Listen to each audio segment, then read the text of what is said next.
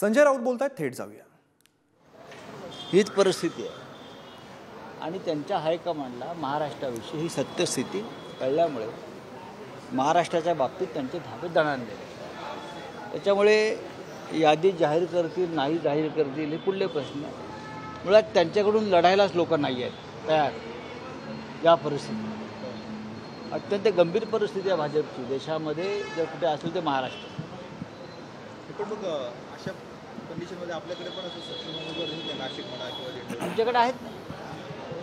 शिवसेनेचे उमेदवार हे नेहमी सक्षम असतात, साधे कार्यकर्ते असतात, शिवसैनिक असतात। आतापर्यंत आम्ही सक्षम म्हणजे काय असतं, कार्यकर्त्याला सक्षम करण्याची भूमिका ही नेहमी शिवसेनेकडे असते।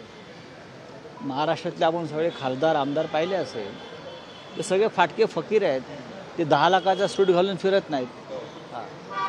मोदी वाराणसीमधूनच लढत आहेत, महाराष्ट्रामधनं वगैरे लढलं तर आणखी लढावं त्यांनी, नाशिकमधून लढावं, नाशिकमधून त्यांनी एकदा लढावं ना, आम्ही आहोत नाही ते।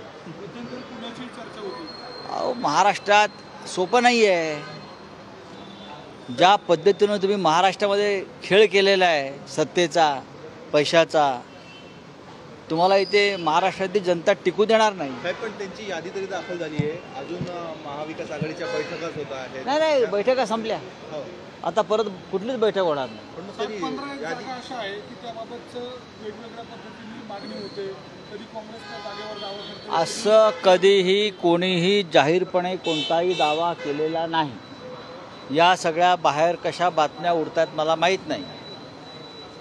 तिन्ही पक्षाचं नव्हे तर 4ही वंचित बहुजन आघाडीसह अगदी व्यवस्थित चर्चा सुरू झाल्या, संपल्या, आता अंतिम टप्प्यात आम्ही आहोत। भारतीय जनता पक्षानं 195 जागा जाहीर केल्या, म्हणजे आम्ही त्या केल्या पाहिजेत असं नाही। पण मग आपली पहिली यादी कधी येणार? यादी कशाला पाहिजे? आम्ही आमच्या अनेक भागातल्या उमेदवारांना कामाला लागण्याच्या सूचना दिलेल्या आहेत। यादी हा औपचारिकपणा आहे। इंडिया आघाडीला फुटीची भीती आहे म्हणून यादी जाहीर करत नाही असं काही पुढे कशा करता? आम्हाला फुटीची भीती असण्याचं अजिबात कारण नाही। जागा वाटप देशभरात सुरळीत पार पडलं, आप आणि काँग्रेसचं झालेलं आहे। झालं